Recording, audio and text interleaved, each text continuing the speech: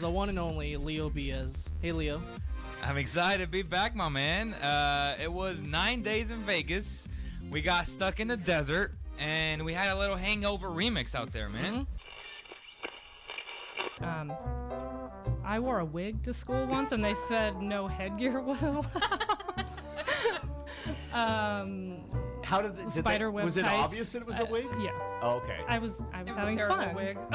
See, this is exactly why we have them on the show, and this is what makes them fun. You're listening to KXVS, the voice of Stockton, 92.1 FM.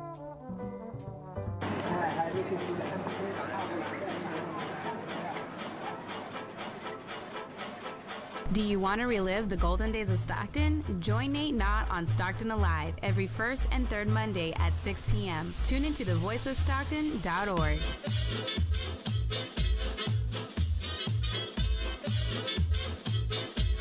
Hello, welcome to Chef Tobias Cooks, here where we have kitchen conversations with professional chefs, cooks, home cooks, bakers, and people that just can't cook. So join us every week for our kitchen conversations and learn a thing or two. And I don't burn nothing in my kitchen. Hi everyone, this is Dr. Julie Dameron, local veterinarian for over 20 years. I am so excited about my new radio show, Tales and Tips, on Tuesday morning at 10 a.m. on Facebook, YouTube, Voice of Stockton, and KXVS Radio. I will discuss relevant issues affecting animals and pet owners today, how to avoid common problems, and how to extend the quality of life for your cherished companions. As a community advocate, I will also discuss important social issues that affect our city. I plan to showcase organizations and heroes who are doing amazing things to help others. Remember to tune in every Tuesday morning at 10, starting soon.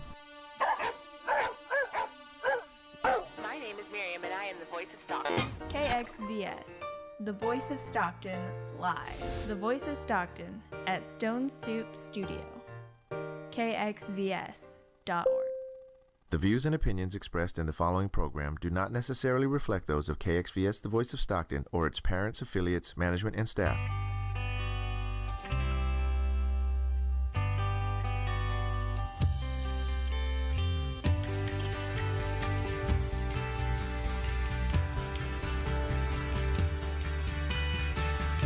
The Voice of Stockton on KXVS presents Connections, Peace and Justice Radio with your host, Bruce Judici.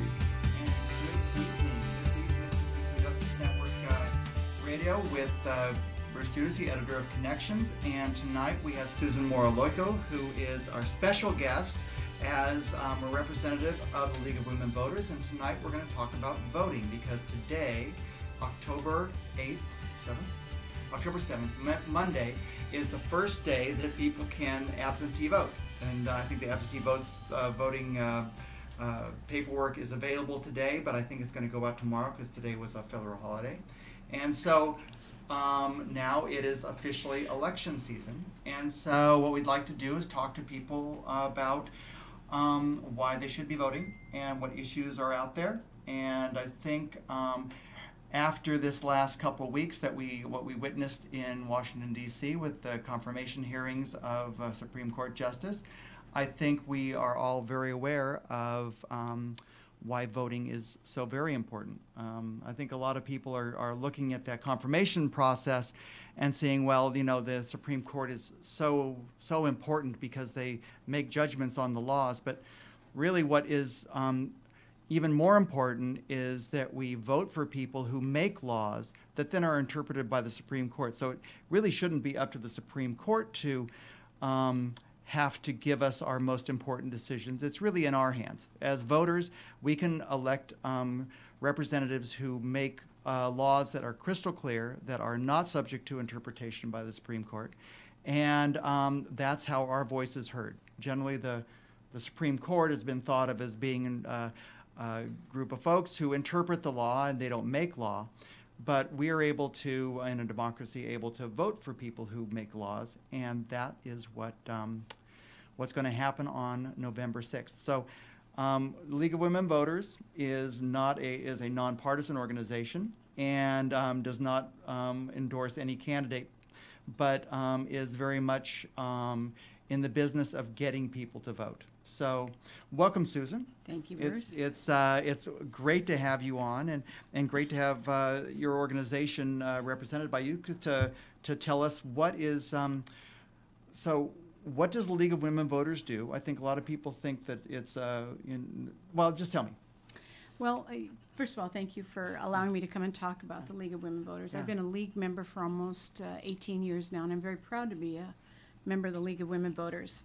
And the League is a very important component of our community. You're talking about high level at the Supreme Court, but there's so many more decisions locally that we're impacted, that impact our lives, and yet so few people vote and take it for granted.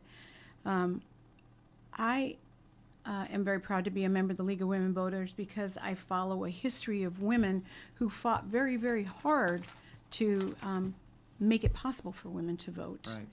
And the League was founded in 1920, just right after the 19th Amendment was approved, so that And women the 19th Amendment was giving women the right to Right. vote. Right. And so at that point you had millions of women who could now vote who'd never voted before. So that the League established its foundation by with the 19th Amendment, because they had to teach women and educate women about the issues and how to vote, and then register women to vote. So that is our mission today. Still, it's voter education, voter registration, and voter information. So, and I should also point out that while nationally we got the vote in 1920, California was always a step ahead. Women got the right to vote in 1911. So, yeah.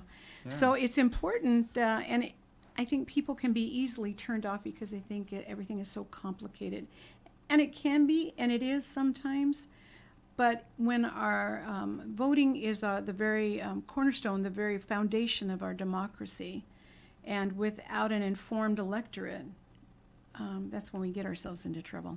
Exactly. So the League was founded to help educate people in general about the issues when they get too complicated, as sometimes they do too today. So I'm really proud to be a part of the League. I wanted to share a little bit of information about the League.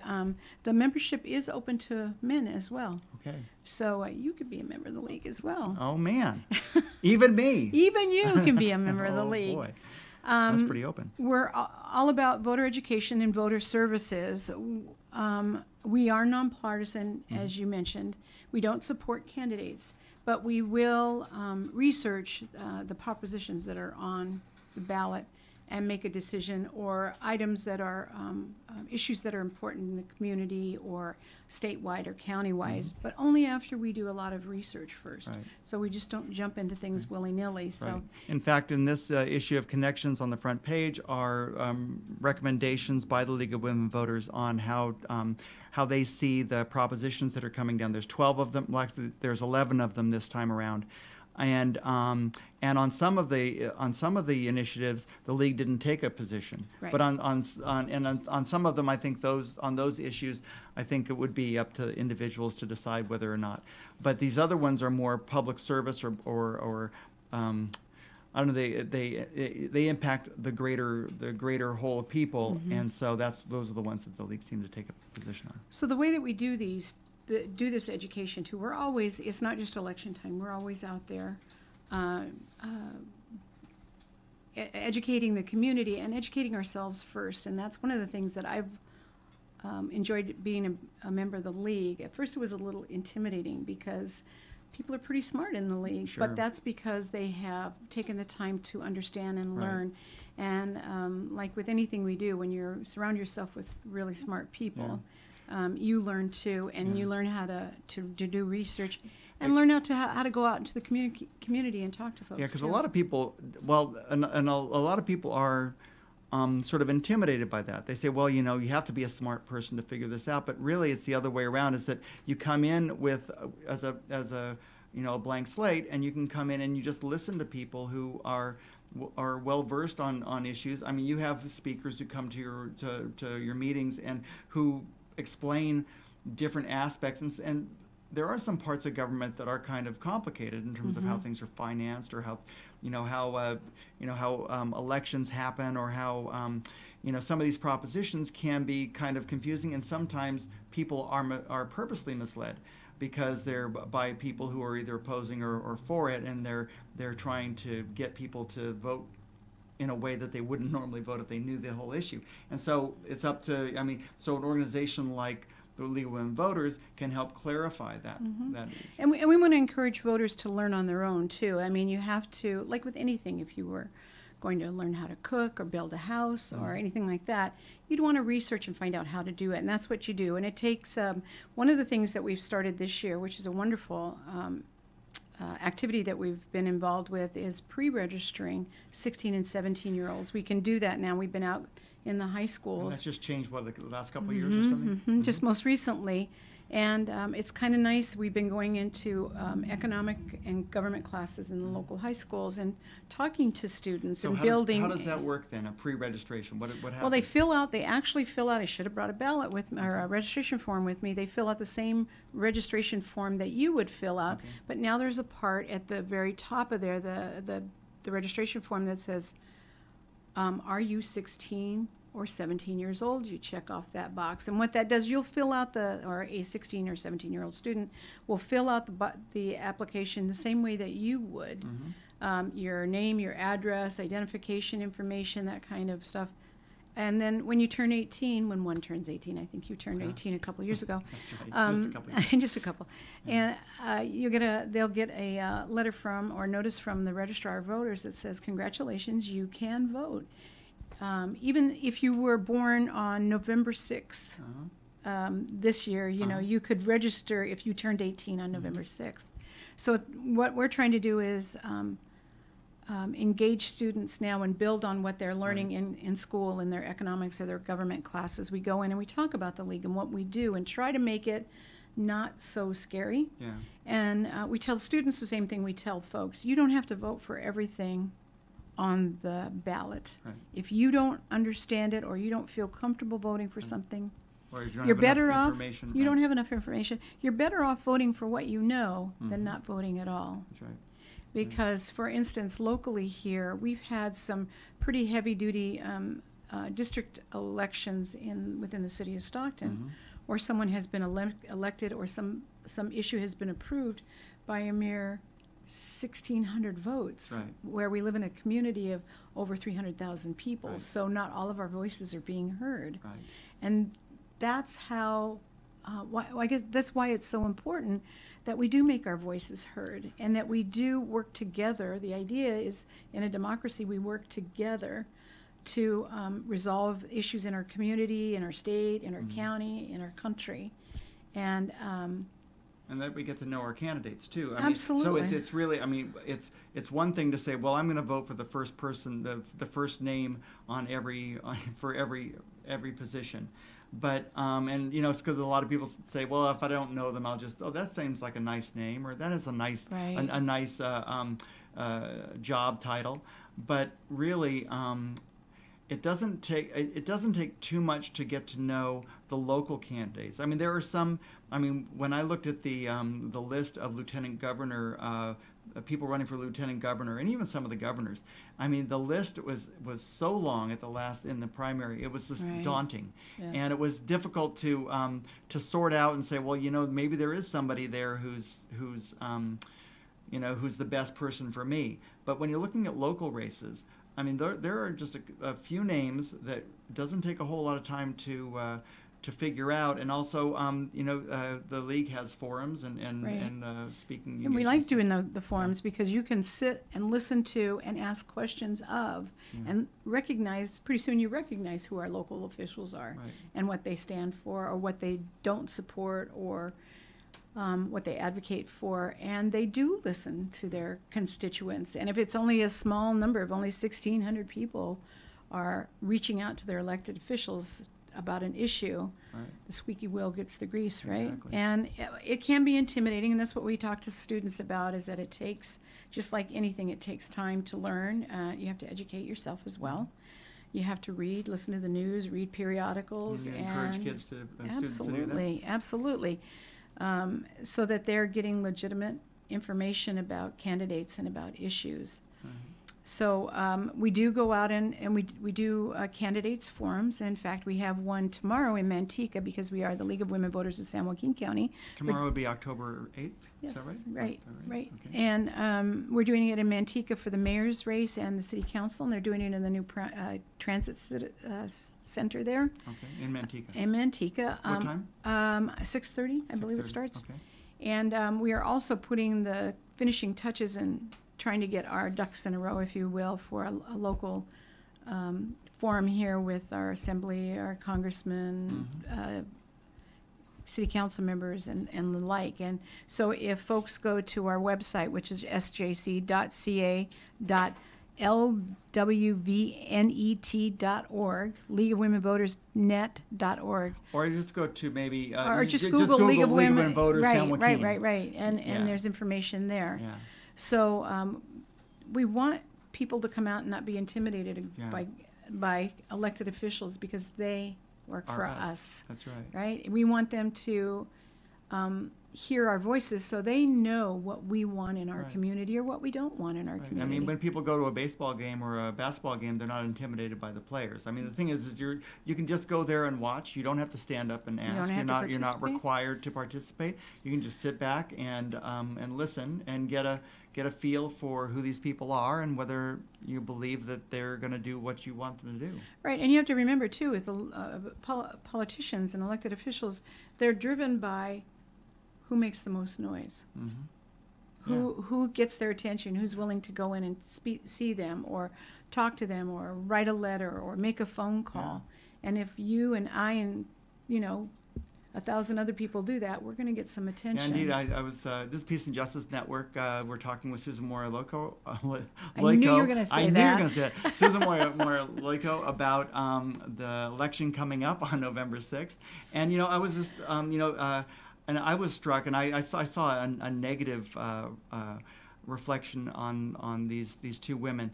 But I was just struck by the power and the importance of two women's voices when Senator Jeff Flake was cornered in an elevator, and he was forced to confront some very emotional and very strong, some very emotional women who were talking very straightforwardly about their issues of sexual abuse, and it was like. I'm not saying that it's the first time he'd ever heard that, but it was like it's so important for our elected officials to hear, what we think and what we know and what we want and what we don't want. Right, and it was like it was just so forcefully done. It was like those two women just were like the voice for thousands of women who were out there, and it wasn't just like this. How can we not have this decorum, and how can we not do this in a very civilized way? But a lot of times when people are very when they're going to be hit very hard with some decisions, those that anger comes out, and I'm not saying that would happen at a Manteca City Council forum. But still, people do have to find ways to express their feelings and express, how they want things to go. And I think, for the most part, I think most elected officials want to hear what we want. And we're to guide them. Again, they work for us. They work for us. And so if we don't make our voices heard, we don't want that here, or we want more emphasis on helping the homeless, or we want better jobs. We want our education system to improve. You have to make your voice heard. And so what we do with the League of Women Voters is we research, we study, we learn, and find a way that we can civilly talk to one another, to people who maybe have opposing views, and to our elected officials about what we think is important. And we do a lot of research on what we think is important: water, air quality, planning, to the general plan, for instance. So I think while it is intimidating sometimes for people who are new to the league to think that they are not really to be able to to learn, because things can be so complicated, when you break them down, as we have, for instance, in our little Easy Voter Guide that we have it in many different languages, and it takes those big ideas and issues and breaks them down into understandable points and issues that people can wrap their hands around with. And what we also do in the Easy Voter Guide, not in the particular paper version of it, but online. And it looks like it looks like this. Like this. We take it with us wherever we go. When we're doing pros and cons on the propositions, when we're at candidates forums, because it is an easy way to look at an issue.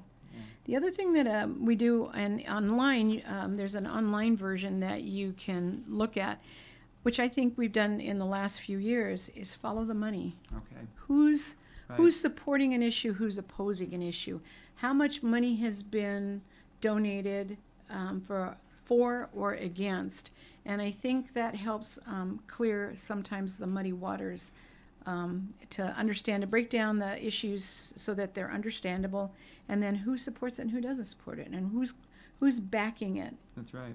Financially. Because I think a lot of people get sort of frustrated with voting because they feel, well, it's not, one person, one vote. It's more $1, one vote. And if people don't get out and vote, then the feeling you get is that the money is going to be the thing that talks. It's going to be the thing that pushes the agenda. And I think people need to remember, let's go back to our concept of, 1,600 people in a council district voting on an issue.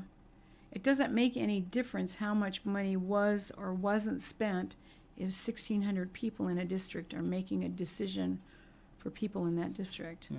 So money has influence. There's no two ways about it. But the thing about voting is we have a responsibility. And I want to go back just a little bit to talk about the League and the women who fought for the right to vote in this country. And it wasn't just marching in the streets, but women's lives were threatened, and women had physical abuse against them for wanting to vote and express their opinion. So for me as a woman, I am standing on the shoulders of lots of women who came before me, and I owe it to them to be a responsible voter. And again, you don't have to vote on everything. If you don't understand something, you're better off not voting for it, and or trying to find more information. Because voting is a pretty revolutionary thing. I mean, to give the vote to just any person. You don't have to be a landholder. You don't have to be, you have to be a man. You don't have to be rich. Yeah, you don't have to. Yeah, you don't. And I mean, even today, you see how important the vote is when the Supreme Court overturned a part of the Voting Rights Act. Very quickly, a lot of states in the South turned to restrict voter registration because they felt that it's so important to maintain that I don't know, or to restore that unfairness that existed, like say when the founding fathers founded the country, or before women got the vote. We're moving more and more towards more inclusion and more people being able to vote. It's just that what we need to do is like you say, we have to fight for it. We have to make certain that we don't not vote because we just don't have the time, or Everybody has a time. You by law you have time to vote. Within an hour, you get time on the job to go vote.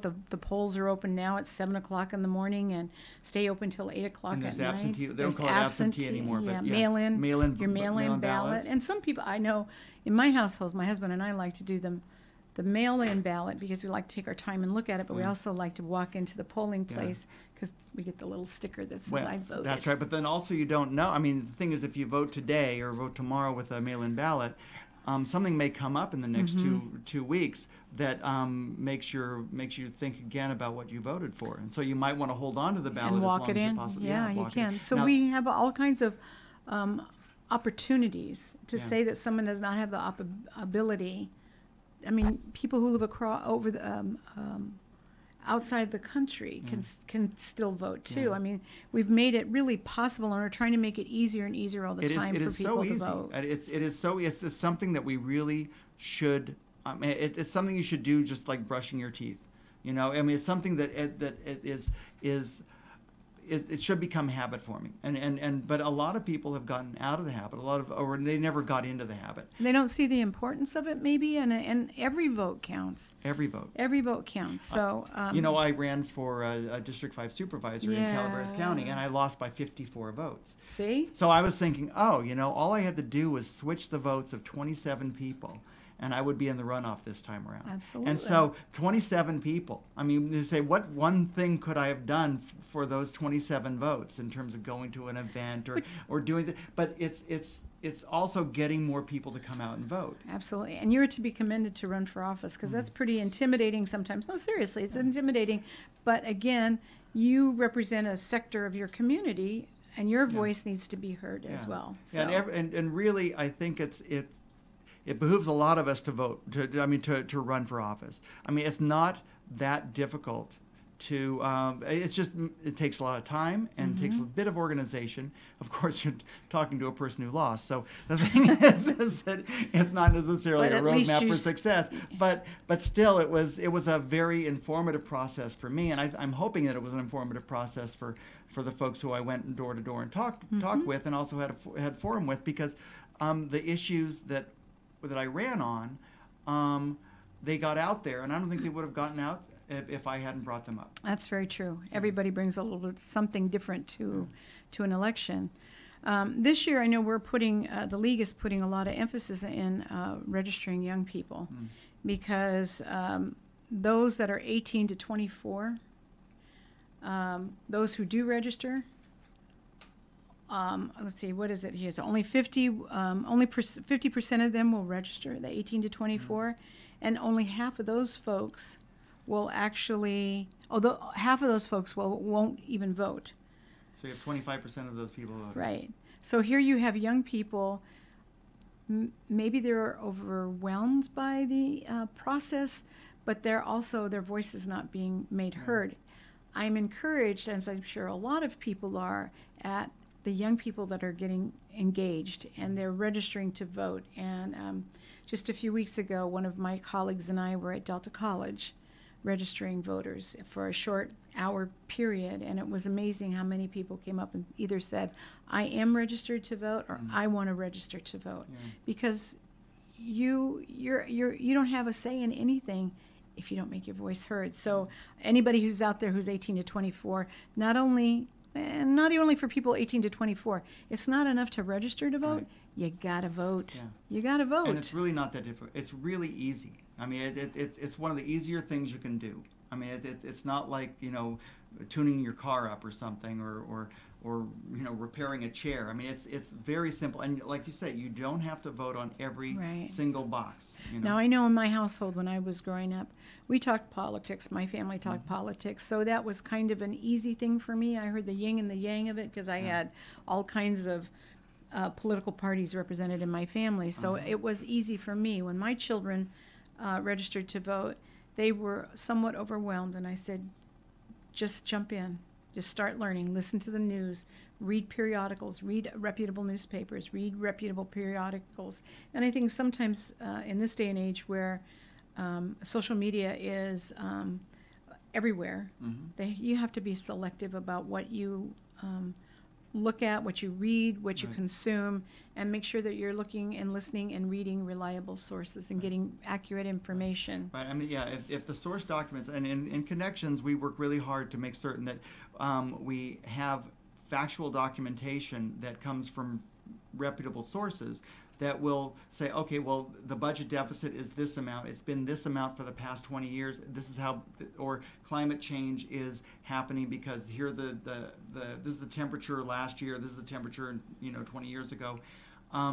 If you take a look at actual facts that are being presented rather than people's opinion on those facts, I mean, the people's opinions are interesting and can sway you one way or the other. But if you take a look at the facts and you look at a lot of different, varying amounts of opinions, then you can sort of start to figure out, well, where do I fall within this?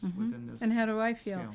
And maybe you feel one way on a certain issue, and maybe that's part of the party you are affiliated with, but maybe on other issues you are you see things differently, you know. So the idea is to do it for the betterment of the humanity, the betterment for the community, for for the place where we live.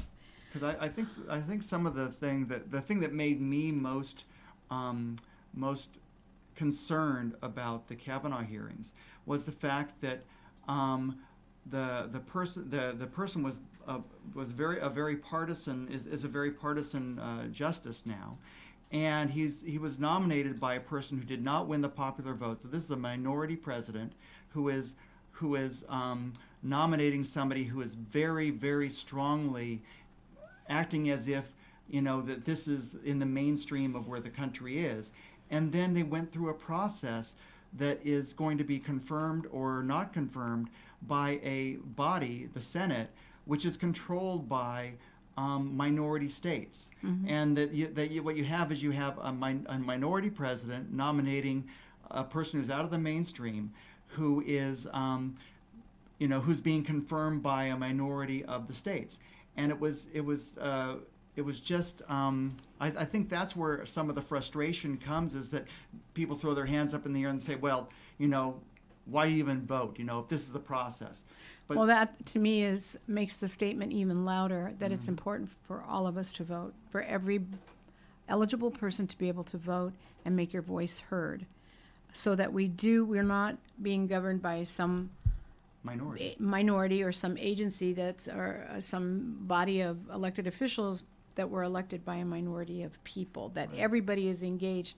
And again, we women are on the shoulders of women who suffered hard and worked hard for us to get the vote. Why would I not take it seriously? Right. So one of the other things I wanted to share with you about the League, people think of the League just during election time, but we're also doing studies. And while we don't support candidates, we will support a proposition that we have studied, and we will advocate for that. We will write letters, we will talk to our elected officials, but only after we've done a considerable amount of study on that issue. And we've done issues, we've studied the Farm Bill, we've studied water, Measure M, Measure A that went before the city. We've studied those and supported them after we study them, and then we go out and educate folks. But we also have done education forums. Last year we did a couple of forums on immigration, and I know most people that attended those learned a lot about our immigration process. Right. And the bottom line for immigration is everybody's story is different.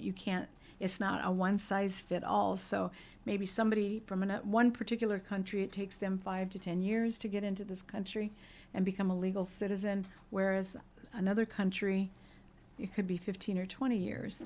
So it became very clear to me, listening to those programs and listening to those speakers, that we need an overhaul of our immigration system, because it shouldn't take that long, and there shouldn't be different rules for different countries. So I think that helped. We've done studies on as I said, the Farm Bill, transportation, water. We've looked a lot at the water issues, especially with the Fix-It. Yeah. So I think that even in between elections, the League is busy, and in order for me to go out and talk, say, about a water issue, I have to study it, and I have to learn about it too. Right. So it makes me a better voter, it makes me a better citizen by learning about this. And I appreciate the folks that come to our forums and give up a Saturday morning for 3 or 4 hours to come and learn about an issue. So the League has, meet regularly? Well, that's the first thing people say when I ask them if they want to be a member of the League. We do not have a monthly membership meeting. We do have a monthly board meeting. Okay. And then we have activities like forums or education programs or a lunch and learn. Say we wanted to do a little hour-long program that we'd find a local restaurant, we'd get a speaker or two, we'd just have a quick little lunch and learn about some issue. We do big studies like the immigration. We did over a series of 4-hour programs, and had a speaker from Pacific come and talk. We had Jose Rodriguez from El Concilio come and talk to us. I had a rep from the federal government, the U.S. CIS, which used to be the INS, come and speak to us, which was very really revealing. And so it just all depends on what the issue is, or people, we notice a trend, people are interested in something, we'd like to learn more about it. We want to educate people. So we're learning as we go along too. And we encourage people to be educated about this because, again, remember, we're nonpartisan. So we're going to get both sides of the story and present it, and it's up to you. Yeah. So we do want people to join the league. There's several levels. In fact, I brought some. That sounds great. I mean, that sounds like it's really interesting. It's like being on a grand jury without having to, right. And it's a great way to learn. I learned a lot about immigration. I was the chair of our committee that pulled a group together, and it was very, very informative. So we have several different layers of our membership. We do. Again, we don't have the monthly meetings, so you can be as involved or as not involved as you want to be. We have an individual membership. That's if you wanted to be a member. That's $90 for a year. We have student memberships. They're $30, and we have scholarships available. So there are any students out there would like to be members of the league, and we would love to have some students join us. And again, you don't have to be a woman. Nope, you don't have to be a woman. We like men too. Okay. A household membership is $140. Our mission support membership is $150. That says I know what I believe what the league does is important, so I want to help donate money so that you have the materials you need. And then our friend of the league. You're not a voting member, but you can participate and come to all of our activities. So it's what you want to do. If you're particularly interested in, say, water issues, or you're interested in the general plan and you want to be engaged in that, you can take it and run with it and learn as much as you can, and you get all support of the league. Because we have young members in the league, and we have members who have been in the league for 50 years, which is pretty impressive, right? Wow. So what do you do as a member? You can register people to vote. We've gone, and we have a wonderful new registrar, Melinda Dubroff. She is doing training. I've been to 2 of her trainings now. There are easily 80 people in the room wanting to learn about how to register. And registering people to vote now is so much more simple than it had been in the past, at least in California. Well, now a lot of people, do they automatically get registered when they sign up for their driver's license? They have to participate in that. Okay. But yes, they can do that. Okay. I mean, so if you have a driver's license, the chances are that you're going to be registered through that process? It could be. It could be. You have to choose to do that. Okay, So you have to choose to do that. Right. And you can, again, there's applications all over the place for you to register. And again, that's so much easier. So you can register voters. I personally like doing that. I think that's a fun thing to do, and kind of help to engage people and just congratulate them for doing this, because not everybody's doing that, So right? if people want to register to vote for this election, is it too late? No. Okay. You have until 15 days before. I think it's, let me look at my other little handy guide I here. think it's right in the front here. Yeah. says Here it is, till the October 22nd. It's Yeah, right there on you the go. front of the Easy Voter Guide that you have. Right. Last day to register to vote for this election is October 22nd. So you have still time. The last day to request a vote by mail ballot is October 30th. And then Election Day. Right. So it's November easy. 6th. And Melinda's it's done a easy. great job of making it easy for This people is to October understand. 7th. We got Plenty of time, but you got to get in a there. couple weeks. So you can study issues. Say you had a burning issue on something, farming or water or air quality or the Water's a general- big deal this year. Very big deal.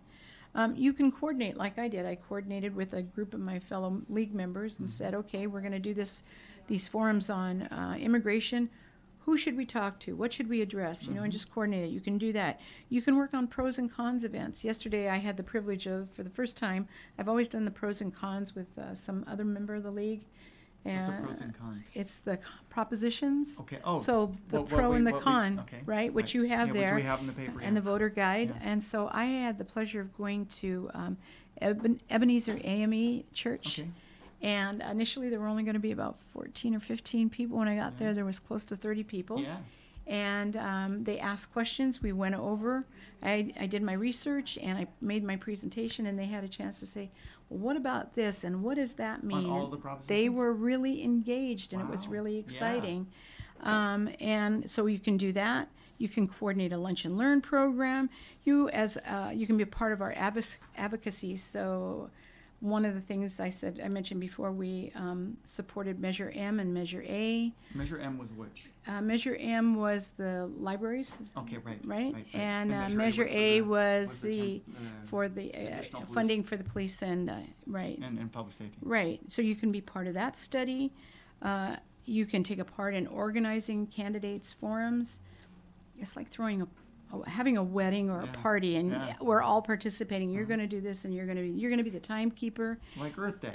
Yeah. How about that? Just like that. Just like that. So those are some of the things you can do, and then or you don't have to do that at all. You just come and support our what we're doing and attend, and sounds great. You can do as little or as much as you like. So again, how does somebody contact the League of Women Voters? I mean, is it like, I know that there's the website that's right. You know, I guess you just Google League of Women Voters. You can, or is there a you phone can number send us an email. Okay. There is an go on our website. There's an email. There is a phone number. You can just reach out to us, and we want to look forward to talking and bringing new people in and.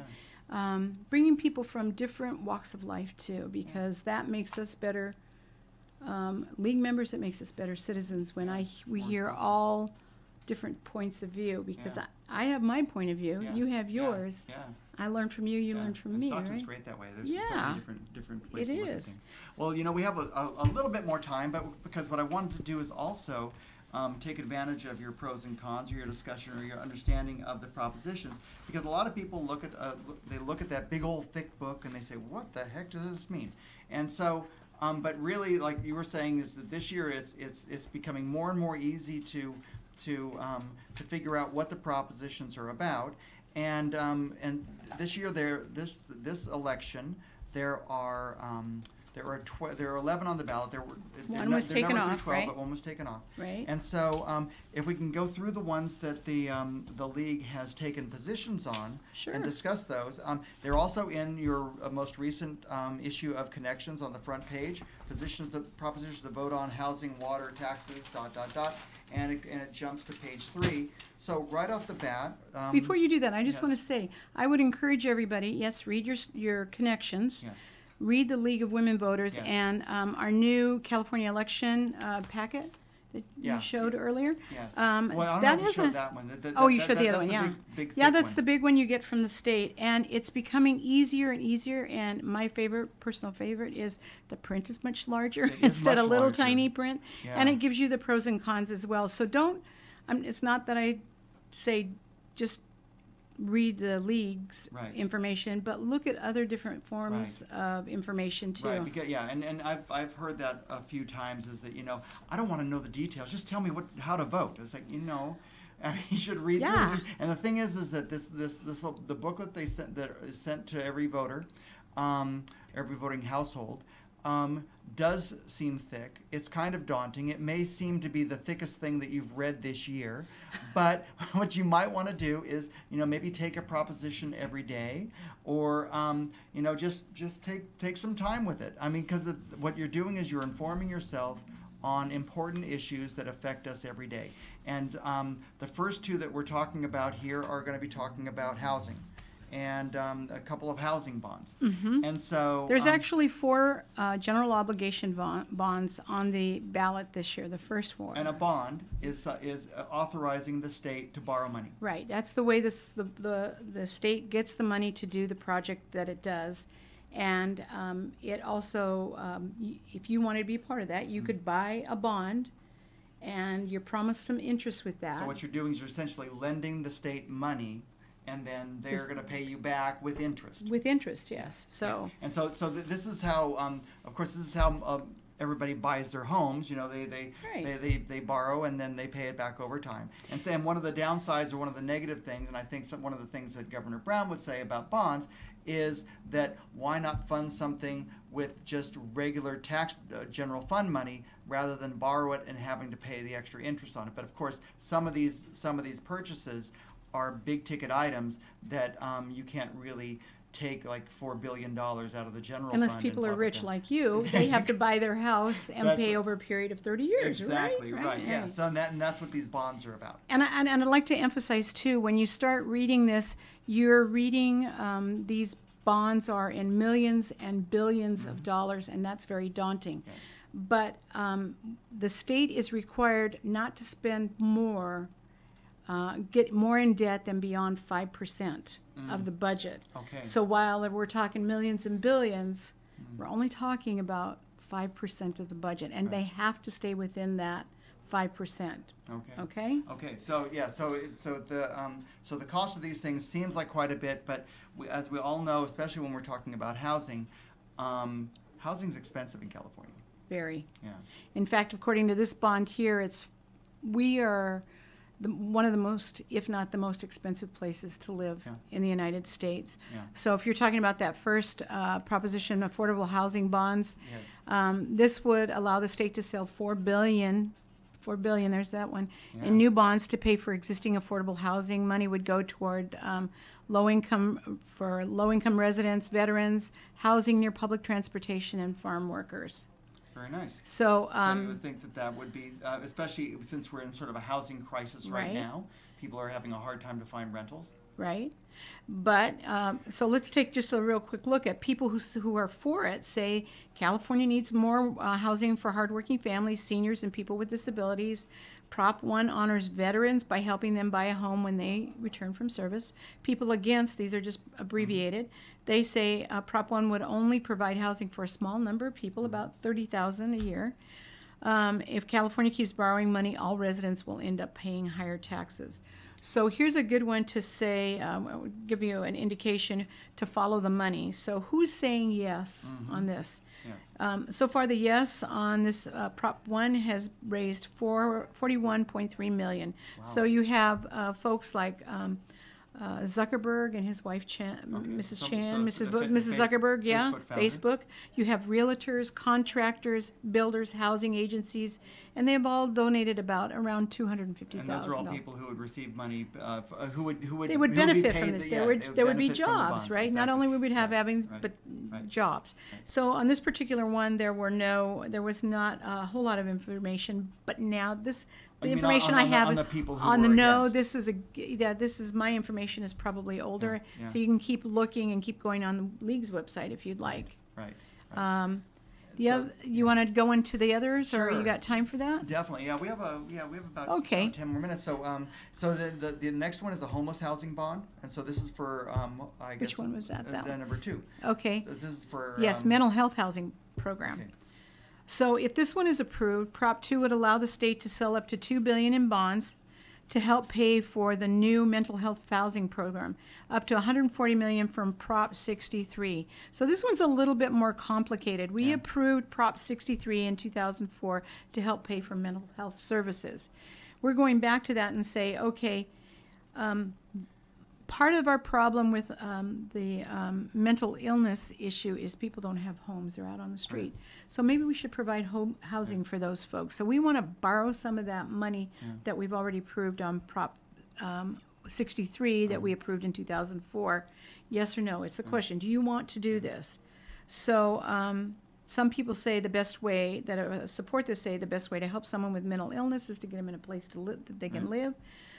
Prop 1 costs the state nothing and will provide housing for our most at-risk residents. Those against say counties should be making the decision when it comes to housing. Prop 1 will only help home builders instead of people with mental illnesses.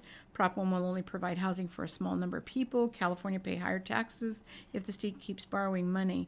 And I think somewhere in my notes here I have what we would pay annually.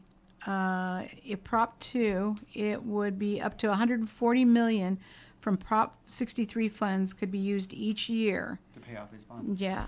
Because, working for an agency that deals with homelessness and people who are taking advantage of homeless shelters, a lot of most times, or not, I don't want to say most times, but a lot of times people are homeless because they have issues, and some are chemical issues, or they're either drugs or alcohol. But also, there's a lot of folks with mental issues, and you know, the amount of funds that we're talking about, you know, shelters here. We're not talking about a whole lot of housing, and it may impact not a whole lot of people, but still, the people who it does impact are the same folks who are wandering the streets that we see on a daily basis, who really deserve something a little bit better than just having to sleep under Now, as a league member, I can't say whether the league supports this or not when I'm talking about in general about these issues. However, you can go on the easyvoterguide.org, and that will list what propositions the league supports and which ones it does not. They don't support all of them. Okay, so the third one is the water bond. Yes. Now you can't say whether or not the league supports it or not. Not when I. This is my not my advocacy. This is my education side. Okay. Because I don't want to influence people one way or the other. I'm just presenting the information. You decide. Got it. Okay. So the water bond, Prop 3. It would allow the state to sell $8.9 billion in new bonds to pay for water and environmental projects. Money would be spent on watershed protection, drinking water, fish and wildlife habitat improvements, dam and reservoir repairs, and flood protection. Again, don't be too overly concerned about millions and billions, but $430 billion each year would be paid to pay off the debt. So people for it say Prop 3 will provide safe drinking water to millions of Californians. Our state must prepare now for future droughts and floods. Those against say it doesn't do enough to fix the water shortage, and too much money will be spent on parks, hiking trails, and wildlife. Again, you have $4.9 million spent by the folks on Yes, and that comes from California Water Association, Western Growers, fruit associations, and other farming organizations. And there wasn't really a whole lot at this point. I have a no in connections that comes from the Sierra Club, and they say that the flaws in the bond will enable certain dams and other infrastructure we have opposed. It also directs unspecified water projects, a specific category of funds collected through the state's cap and trade program that should be used efficiently to cut climate emissions, not necessarily provide more reservoirs. So I think that's a concern, is that this would shift the burden, and the reason why there's some, the folks who are for this are like farming organizations, because it would mean more available water for farmers, whereas folks who were like Sierra Club are concerned about flow and worried about water getting through to keep habitats healthy. And so, which I think is a really good thing, that we now have the ability to follow the money. Who supports something? Who opposes it? How much money have they put into it? Yeah. Sometimes it makes a lot of sense. Sometimes it doesn't. But it's just another indication and another tool for you to use when you say, "Am I voting for this or am I not voting for this?" And that's why the Disclose Act is real important, to find out exactly who is behind both candidates and also propositions. Right. Now there's one we have maybe enough time for the Prop 6 on the gas tax repeal. If we can talk about that one really fast. Sure. Because that's a big issue out where we live, out in Calaveras County. I remember going door to door and people were asking me how I felt on the gas tax. And for me, I was just saying, well, it seems to associate a cost with the thing that generates it associates the cost with repairing the problem. Like, say, you pay higher gas taxes because you're using the roads, and it makes sense. So, but what this is talking about is repealing the gas tax. And this came about when the legislature approved the gas tax and the increase in our licensing fees. And the only way they're able to do that is that they have super majorities in both the House and the Assembly, and then the governor signs it. So normally, tax increases have to go before the public. Electorate. So they kind of sent up this balloon to see how people would react. If people would say, "Hey, that's a great idea, I don't mind paying more," or "You've got to be crazy, we don't like it." Mm-hmm. So this will be interesting to see how this all falls out. Yeah. It would take away that increase in the fuel tax and also the licensing fee. So this will be an interesting one to follow. So the money I followed on this one, there's been about $5.3 million. Again, this was a couple weeks ago. The California Republican Party supported that. Howard Jarvis Taxpayers Association, Assemblyman Kevin McCarthy, presidential or governmental candidate John Cox Congressman Devin Nunes and Ken Calvert. It seemed to be a very Republican issue when I was going door to door. Yeah.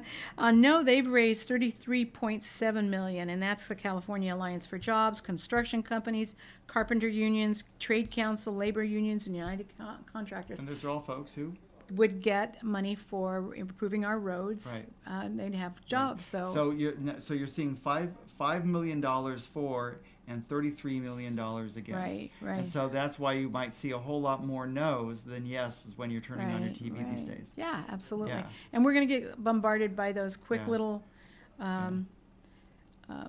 just those little quips real quickly to kind of catch seconds, to catch your attention. Right. But you really need to study and make your decision yourself for, is this something I support or is this something I don't want to support? And a lot of times you just have to look at, just like with any advertising, you just have to look at it very, you have to scrutinize it and be very skeptical. I mean, and try to see if it makes sense. I mean, some of these ads are just very manipulative. It seems that they're trying to push emotional buttons. Yeah, to convince you, and it seems like they're the facts are sort of a secondary issue. And so, reading through these booklets is important. Also, sometimes when you read through and you see an organization that you agree with, then you say, oh, well, I always agree with that group, so that's why I'm going to vote with them. Mm-hmm. And that's one thing you could do. But really, shortcutting the process is really, you really should take the time and try to understand these issues because they come around a lot over and over. I mean, bond issues come up, and the more you understand how a bond issue works, the more you'll understand, what the next one that's coming up is going to be.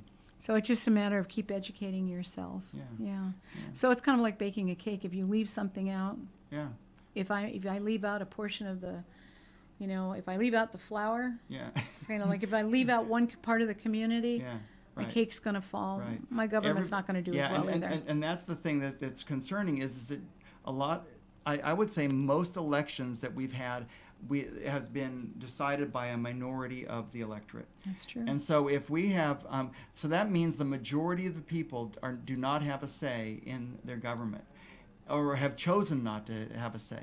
And that really is important. It's important. I mean, what it does is it gives people a feeling that this isn't their government. Right. And it can be daunting, but there's so many tools out there that can help break down the gobbledygook of it and make it more understandable for people to say yes or no. Right. And it's worth it. It's our government, and we have to invest in our government by participating in the process. Again, it's the very foundation of our democracy. Yeah. If you don't understand an issue, if you don't know a candidate, then leave it blank. Move on. Go to the next. Just like when you're taking a test, if you don't know the answer. This test is really pretty important, though. It is our government, right? Yeah, so you should, learn as much as you possibly can of all the candidates. State Assembly, State Senate, the House of Representatives, we have a senator up for election this time when we were talking about the U.S. We have all these propositions. There is. We have council members. We have supervisors. Supervisors position. Yeah. So it's important. And then there's local initiatives. Right. And then so we do have a couple in Stockton. We have one that is. It goes back to, I'm looking through all of my papers here because I had to study too, and I had to write papers up on it so I understood it. Sure. There's a couple of them here. One is a county issue. Or county initiative. Yes, it is. I'm drawing a big blank now. But it's worth looking into. And then locally in Stockton, we have a housing unit. It's more of, it's put out by the city council in Stockton to say, we need to continue. We need your advocate for building at least 500 low-income housing units affordable housing every year. Right. And we need to do that. Doesn't mean the city's going to pay for it, but in every development, there's going to be 500 units, and so the city is coming to us on that. And I apologize, I'm just drawing a blank here with the it'll jump out. Are there very many city initiatives? Just the one. Yeah, just the one that's this the time. thing. Yeah, so it's just the that's the one. Yeah, and So, one county, and forgive Yeah. me, I can't remember what it is right at the and moment. then, You know, Susan, you have about a month. I can work You have on a it, month, right? You can work on it, and Yeah. all of us can work on it. I mean, Yeah. the thing is, we may not be prepared to vote right now. Right. But the thing is that we have time. This is one of your most important duties as a citizen. Right. And you just really have to take the time. Again, registration closes on October 22nd. But if you're on October 23rd and you really wanted to vote, you can go up to the same Right. day Right. if you go to the registrar. But don't wait. Don't wait. Because now you have a chance to study it. You can sit Yes. with your ballot, your draft ballot, and go through the items and decide for yourself. Again, research. Check out the league. Check out the connections. Check out other sources and do what is right for you and your family. That's right. Okay. Well, wonderful. This has been a wonderful hour. It was gone by very quickly. Thanks, Thank you. Susan. Thanks, Bruce. For the League of Women Voters, again, this is such an important election. It's just, you can't underscore enough that you have to vote. Get out there, register, learn about the issues, and vote. So this is Peace and Justice Connections. This is Bruce Judici with Susan Moraloico. Thank you very much. Have a Thank nice you. evening.